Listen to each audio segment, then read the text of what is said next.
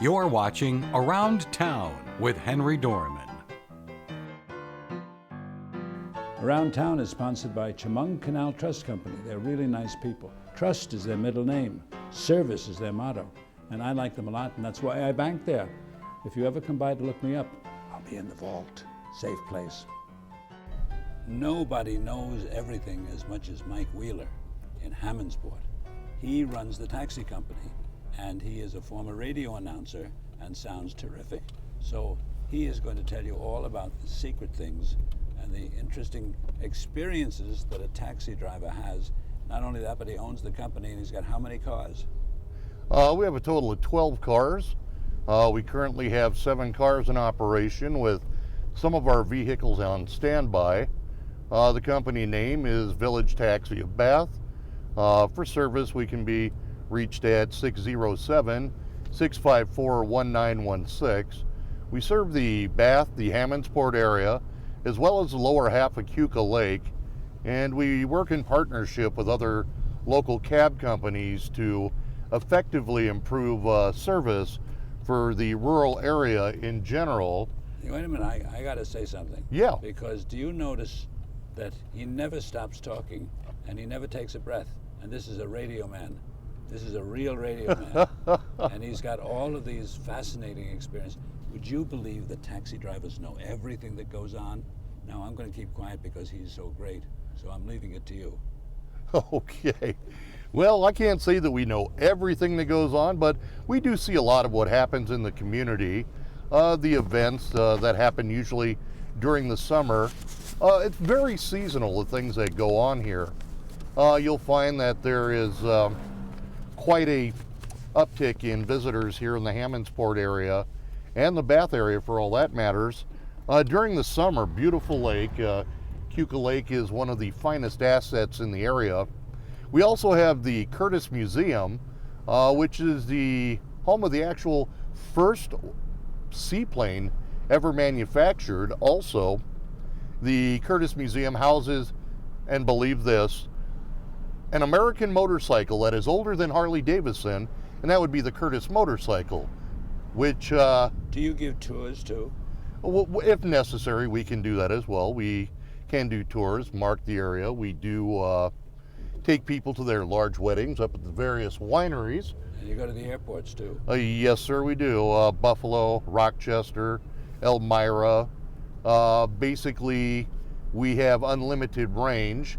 If people can afford it, we take them wherever they want to go. Nobody's come into the car and said, let's go to Washington.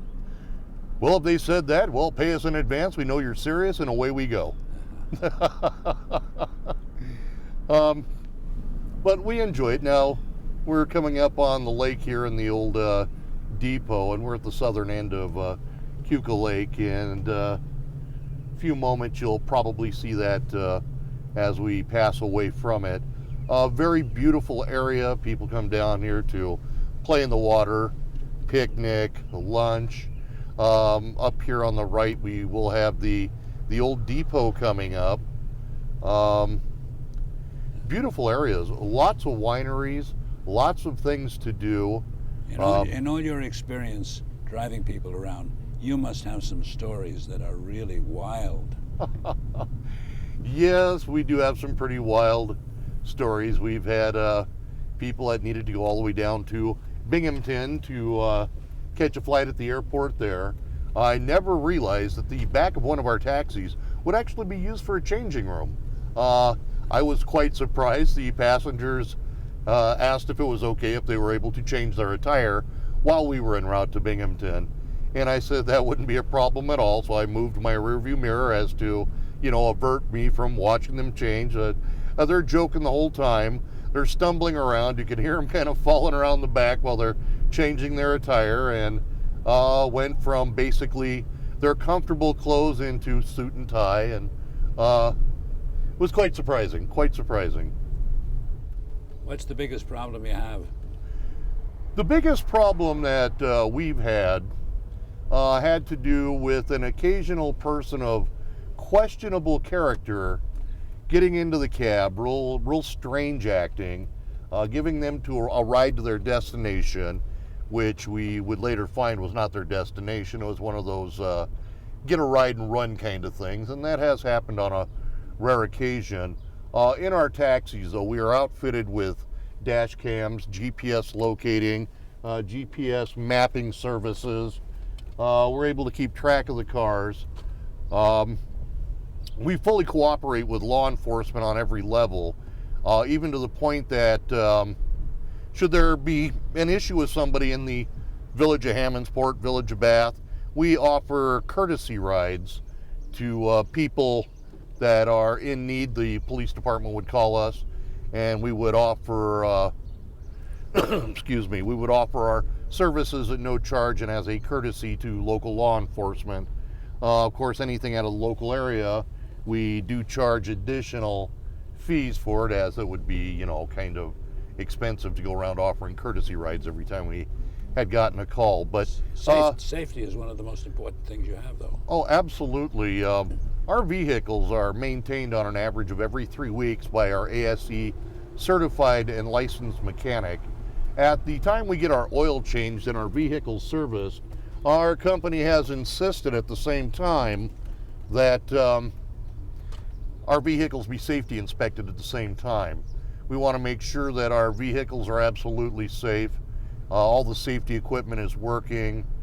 Our vehicles, should they have a problem that I consider unsafe, we would have those vehicles immediately put into the shop, and then our drivers would use one of our alternate vehicles. You were on the radio for how many years out of Las Vegas and Los Angeles? Off and on for 30 years, working in classic rock in San Diego, Los Angeles, and Las Vegas. Now, how I got into the taxi industry was kind of a fluke. I was working for a TV station in Yuma, Arizona back in 1990, and at the same time, I decided to start a cab service, so that's how I picked up working in the taxi industry. But again, I'd like to, let you know that people that would like service in the area can contact us, Village Taxi, at 607-654-1916. You're a pro. You got it all in. Thank you very much. I just have one question. If I'm stranded on Hammondsport Street in the middle of a rainstorm, are you going to be there for me? Oh, you bet. You will be there in a hot minute. In a hot minute. I'll be waiting. All right. Thank you. Here. Bye-bye. Bye-bye. Around Town with Henry Dormann will return in a moment. Life, it never stops moving. Getting from here to there. Managing long hours at work. Juggling a busy home. You need a bank that keeps up. That's Chemung Canal Trust Company. Bank online. Bank with our mobile app.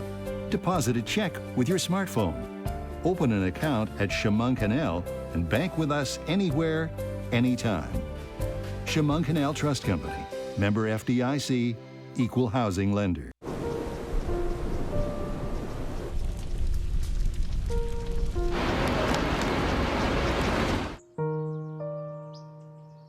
Don't wait. Communicate. Make your emergency plan today. Local news is important because it highlights what's going on in the community, whether it's small businesses or certain events that really bring the community together. National news, while it may affect us, isn't as important as local news is to the community. For me, it's pretty special because this actually is home. I grew up in the Elmira area. I went to an Elmira school. I went to college in Pennsylvania, not very far from here, so to be able to come back and report in my own area, it's truly amazing. This is home. WENY News, the only local station with a full-time Washington, D.C. bureau, watching out for you.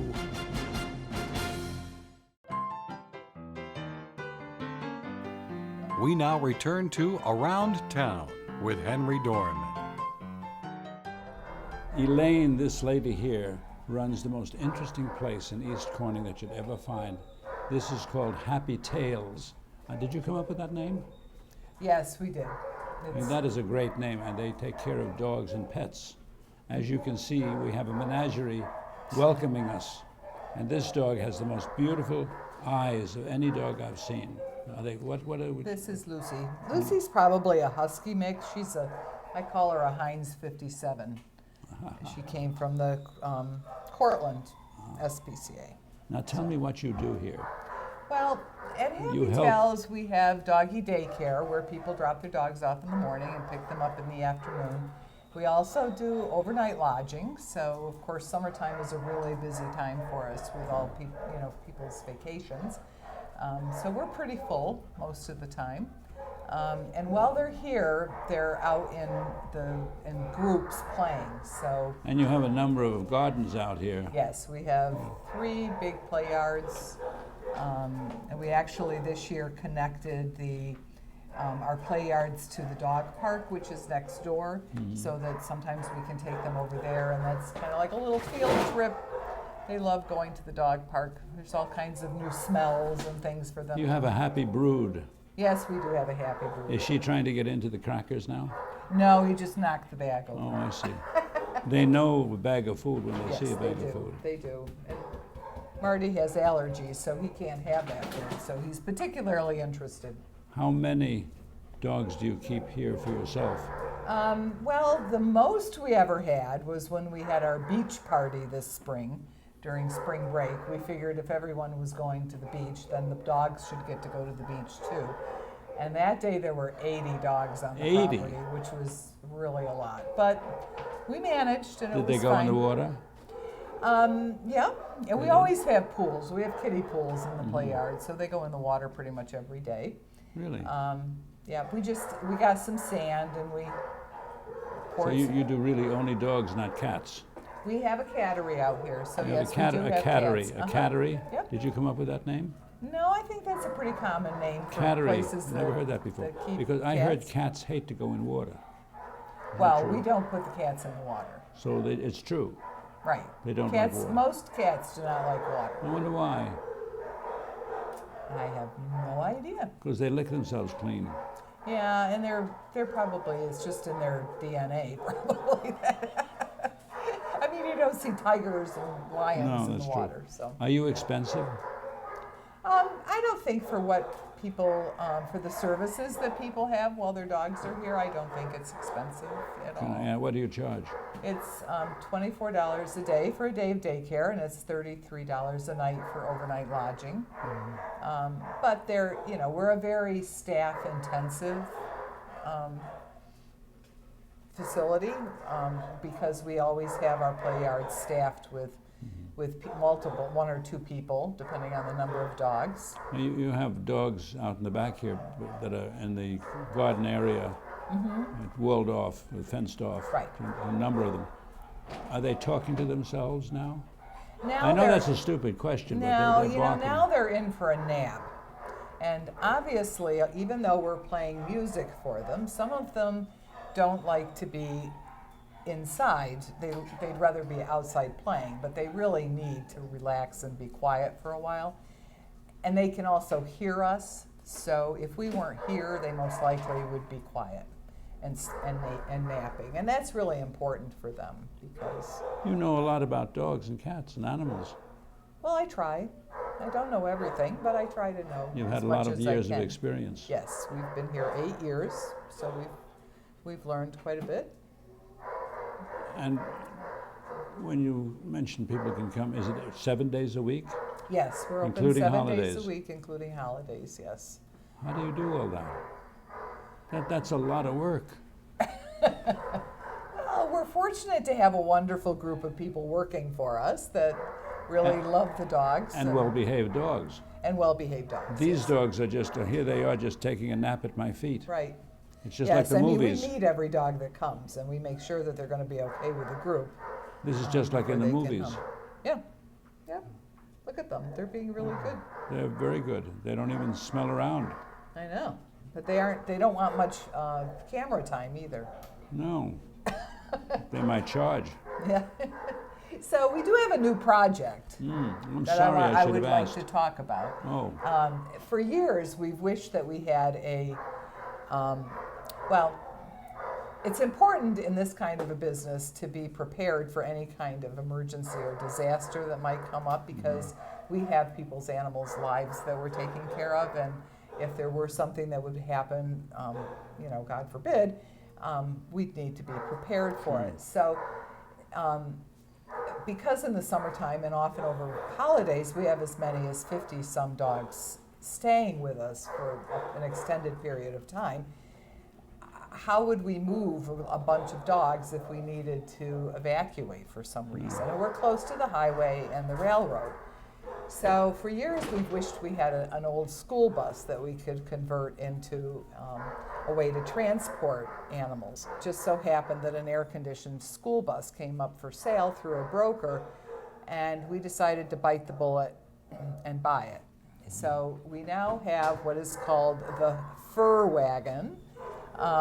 It stands for Fire Emergency Rescue, and it will be available for anyone in the within 100 or 150 mile radius if there is an emergency of some sort, and a vet's office, a shelter, another boarding facility, if there's a flood in a community and they have animals that need to be transported out of the area, if there's a fire and there are many fire animals in the house, we can take it to the fire, and the firemen can use it to house the animals and keep them confined while they're fighting the fire. So it'll have a number of different uses If in people an want to get more emergency. information on not only housing their pets, but about this, They can give us a call. Call Yep. number again, 607-377-5757. and website. It's Happy Tales Daycare and PetResort.com. They know it's sleep time. Yes, see, my dogs know that it's nap time. You're a very smart lady. You talk to animals. I do. Well, we all do. Thank you. Thank you. And you're kind-hearted. Yes, I guess. I'll be here petting the dogs. Come by. Around Town with Henry Dormann will return in a moment. Local news is important because you need to know what's going on in your community. You need to know the people that make decisions, what decisions they're making, because ultimately, it could affect you tomorrow. The news today, can have a big impact on the future.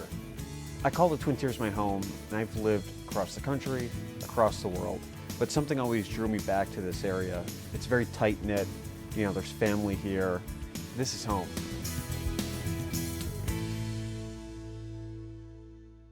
Life, it never stops moving, getting from here to there, managing long hours at work, juggling a busy home. You need a bank that keeps up. That's Chemung Canal Trust Company. Bank online, bank with our mobile app, deposit a check with your smartphone. Open an account at Chemung Canal and bank with us anywhere, anytime. Chemung Canal Trust Company, member FDIC, equal housing lender. It's a big world, and now we're loving this town. It's our turn, so put your hands up. Don't be scared, take a chance. Come on, give me a hand. It's time to laugh, time to smile. Now let's get up and dance.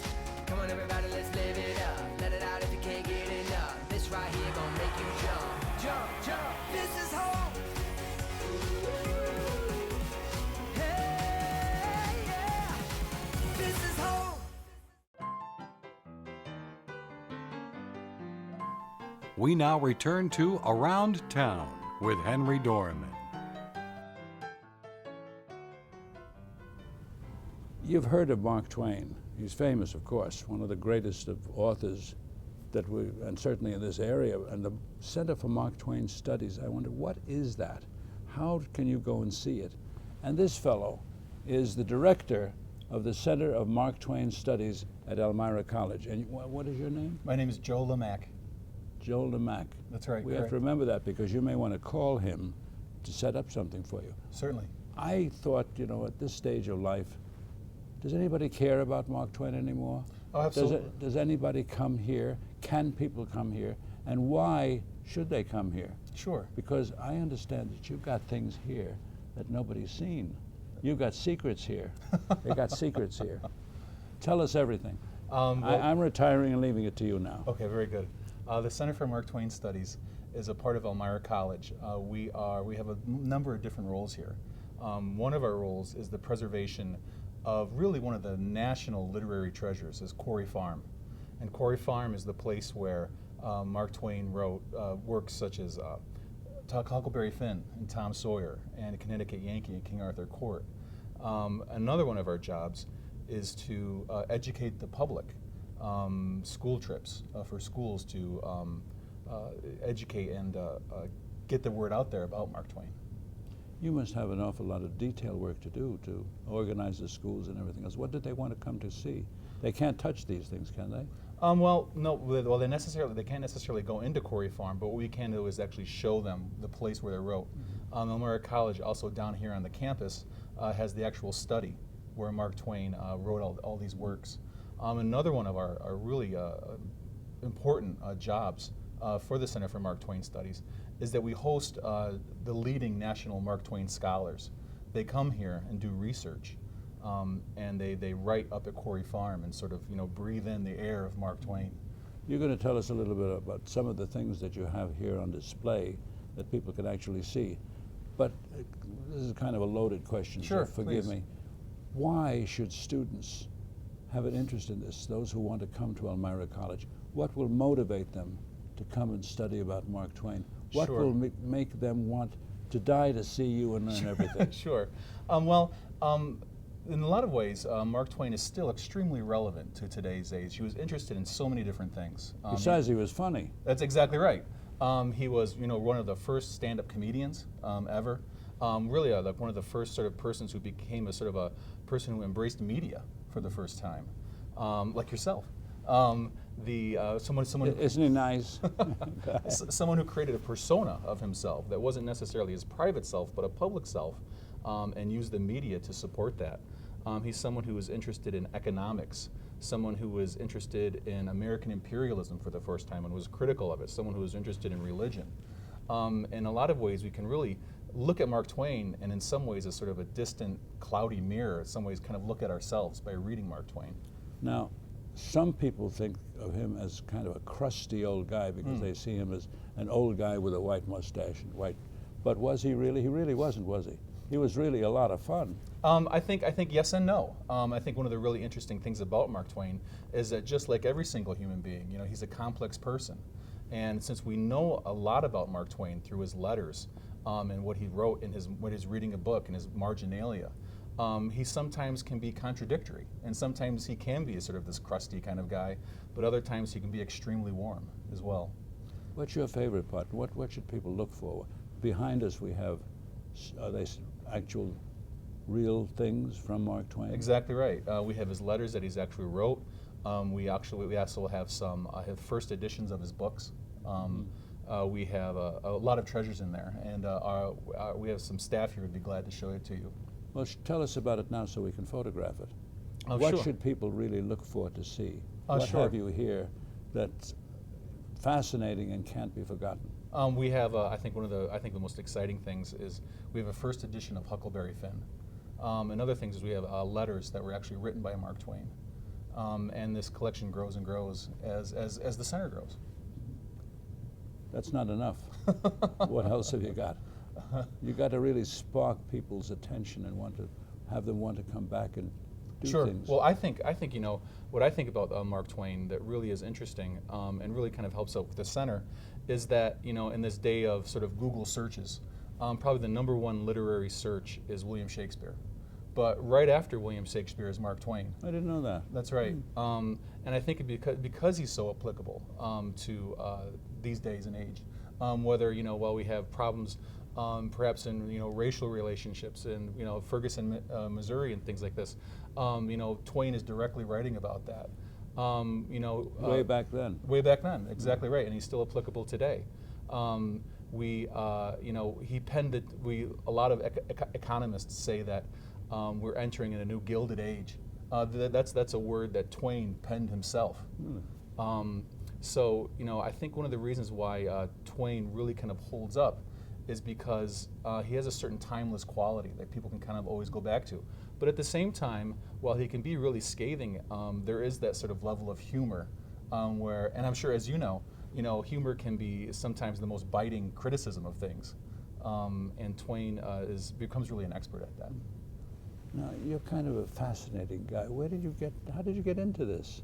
How did all of a sudden Mark Twain and you're an expert? How did you do that? Sure. My career has taken, if we're going to talk about me, my career has taken a couple turns. I originally have a degree in history, and then I was in charge of the writing program here at Elmira College, and then I was here for the Twain Center. And I think that's one of the, which Elmira College is really kind of great at. Elmira College is a liberal arts college in which everyone has to learn a little bit of everything, whether it's chemistry or writing or history or poetry. And by really kind of learning all these different things, people can have a lot of different skill sets. And I think in these days and age, people's careers can change at the drop of a hat. And there are certain credits for a Mark Twain course. We do offer Mark Twain courses. That's exactly right. What kind of courses? We offer literary courses. They're also offered in our basic sort of survey courses. Also, we are trying to set up that we are going to maybe start internships. So students can come here and actually work with the letters and work with our archivist. One of the big things that we're really shooting for right now is the establishment of a much more bigger web presence. So while maybe Quarry Farm was, I think, sort of a hidden gem, as you called it, we really want to get the word out there about the center. And this, I think, will go a long way in doing that. And people can come and visit Quarry Farm too, as well as here? By invitation, yes, that's right. You've got to be a wheel to get an invitation, though. Maybe. One of the stipulations that when Elmira College received the Quarry Farm was that it was a center that was really kind of for scholars. They really wanted to keep it as a scholarly retreat. However, we can show some parts of Quarry Farm. That's exactly right. So in some ways, I think it's somewhat open to the public.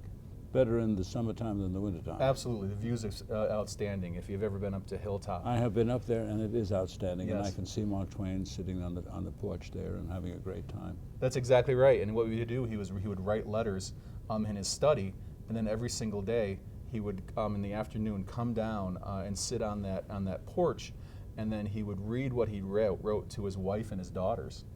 And then they would criticize and critique and say this part's good and maybe this part's not. And so in a lot of ways, his wife and his daughters were his first editors, and it's like his real strongest editors. You lend a lot of color to what you do. Oh, thank you. You must have a good time. Do you do this and take it home with you too? Well, I think you do. I think when one's a teacher and this kind of thing, you're always kind of thinking about those things. Yeah, it's one of the advantages. It can be a double-edged sword sometimes, where sometimes it's great and sometimes it can be. With all the things that you're doing, what's your favorite? Is there a favorite manuscript, a favorite something of Mark Twain's that just appeals to you more than Sure. others? I was partial to a Connecticut Yankee in King Arthur's Court. And that's one of the things that starred Bing Crosby, didn't it? That's right, at one time. And when I was a kid, I remember reading a sort of a comic book version of it when I was maybe in 2nd and 3rd grade. And then when I was older, as an undergrad, I read it again and I realized how much it had changed and how really there was a sort of how dark at times it was.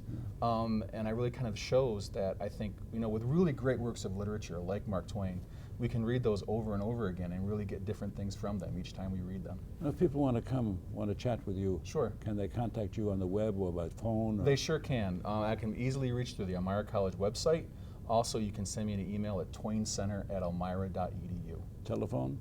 735-1941. You've got all the information. I find this really I thought Mark Twain, who cares anymore? Who cares about archives? Who cares about libraries? But it's changed. They really have here some unbelievable things. You should come. He's kind of unbelievable too. You should come and meet him and say hello. I'll be sitting at looking at one of the books in this place behind me. See you here.